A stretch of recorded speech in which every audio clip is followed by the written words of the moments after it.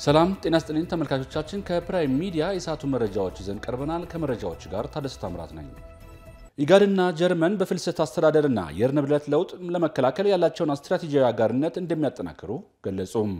ጀርመን ለኢጋድ ቀጠና የተለያዩ የፋይናንስ ድጋፍ ማዕቀፎችንም ይፋ አድርጋለች በምስራቅ አፍሪካ የልማት በይነ መንግስታት ባለስልጣንና የጀርመን በልማት ትብብራት ዙሪያ ስትራቴጂካዊ ምክክርም አድርገዋል ስትራቴጂካዊ ምክክሩ ሁለቱ ወገኖች በአፍሪካ ቀንድ ባሉ ጉዳዮች ላይ ያላቸውን ትብብር የገመገሙ ሲሆን በቀጣይ የግንኙነት ማዕቀፎች ላይም መክረዋል ሁለቱ ወገኖች የጀርመን ቀጠናዊ የፍልሰት ፈንድ ዳግም መዋቅር ሂደት መልካም ደረጃ ላይ እንደሚገኝ በማንሳት የኢጋድ ቀጠናዊ ፍልሰት ፖሊሲ ማዕቀፍ የነጻ እንቅስቃሴ የህግ ማዕቀፎችና የዜጎችን አኗኗር ሁኔታ የማጠናከር ስራ ለመደገፍ የጋራ ስምምነት ላይ ተደርሰዋል ጀርመን ለኢጋድ የፍልሰት ፖሊሲ ትግበራ ፕሮጀክት ቀጣይ ምዕራፍ 2.5 ሚሊዮን ዩሮ ለመደገፍ ቃል መግባቷን ከቀጠናዊ ተቋሙ የተገኘው መረጃ ያመለክታል የአፈር ማዳበሪያ ፋብሪካ በአገር ውስጥ ለመገንባት መወሰኑ ለግብርናው ሴክተር ማርሽ ቀያሪ ተግባር መሆኑን ግብርና ሚኒስቴር ገለጸ ጠቅላይ ሚኒስትር ዶክተር አብይ አህመድ መስከረም 22 ቀን 2018 ዓ.ም የኢትዮጵያ ኢንቨስትመንት ሆልዲንግ ከዳንጎቴ ግሩፕ ጋር በመተባበር የሚገነባውን የሩያ ማዳበሪያ ፋብሪካ የመሰረት ድንጋይ ማስቀመጣቸው ይታወሳል ይህንን አስመልክቶ በግብርና ሚኒስቴር የግብአት አቅርቦት መሪ ስራ አስፈጻሚ አቶ መንግስቱ ተስፋዬ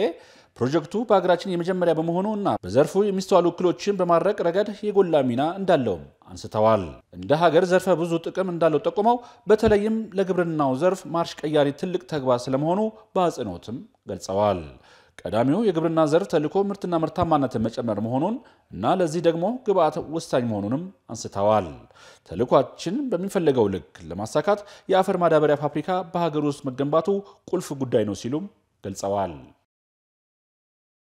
የትምህርት ሚኒስቴር ከመንግስት ዩኒቨርሲቲዎች ጋር የ2018 ዓ.ም የትምህርት ዘመን ቁልፍ ትግበራ ፊርማ ስነ ስርዓት አካሄደ የትምህርት ሚኒስቴር ዴታ ኮራት ጡሽኔ ይህንን ስምምነት ከተለመደው የቅድ ሪፖርት የተለየ በመሆኑ ዩኒቨርሲቲው በተግባራዊነት ላይ ትኩረት ሊሰጡ ይገባል ብለዋል የከፍተኛ ትምህርት ተቋማት ስምምነቱን ከወትሮ ከፍ ባለና በላቀ መንፈስ ለተፈጻሚነቱ ርብርብ እንዲያደርጉም ጥሪ አቅርበዋል የአንድ ሀገር ምርትና ምርታማነት የሚለካው በተገነባው የትምህርት ስርዓት መሆኑን ያነሱት ሚኒስትር ዴታው የከፍተኛ ትምህርት ተቋማት መጠናከር ለኢኮኖሚ ማህበረሰብ ግንባታ ጉልህ ሚና እንዳለውም ተናግረዋል ባለፉት ዓመታት በትምህርት ዘርፍ በተከናወኑ ሪፎርሞች ስራዎች መጠነ ሰፊ ለውጥ ማስመዝገብ መቻሉን ሚኒስትር ዴታው ገልጸዋል ተመልካቾቻችን ከፕራይም ሚዲያ የሚተላለፍላችሁ የሰዓቱ መረጃዎች እንደቀጠሉ ናቸው አሁን ደግሞ ከውጭ ምንጮች ወዳገኘናቸው መረጃዎች እናልፋለን ፕሬዝዳንት ፌሊክስ ተሼሼዲ በሀገሪቱ ያለው ጦርነት እንዲቆም ሩዋንዳ የዲፕሎማሲ ስራ እንዲሰራ ጥሪ አቀረቡ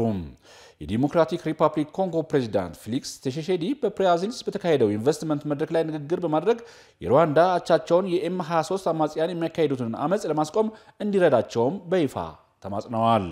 ግጭቱን ለማስቆምና በዩኤስ እና በኳታር የተደረጉ የሽምግልና ጥረቶች ሳይሳኩ ቀርተው በምስራቅ ኮንጎ ጦርነቱ ቀጥሏል በአገሪቱ በዚህ ዓመት ብቻ በሺዎች የሚቆጠሩ ሲገደሉና በመቶ ሺዎች የሚቆጠሩም ተፈናቅለዋል ብለዋል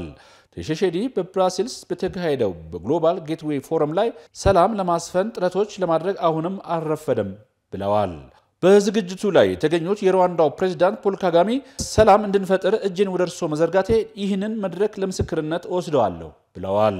በተጨማሪም ሩዋንዳ ሰላም ለመፍጠር በወታደራዊ ጥቃቱን እንዲያቆም ኤም23ን ማስቆም አለባት ሲል አሶሺየትድ ፕሬስ ዘግበዋል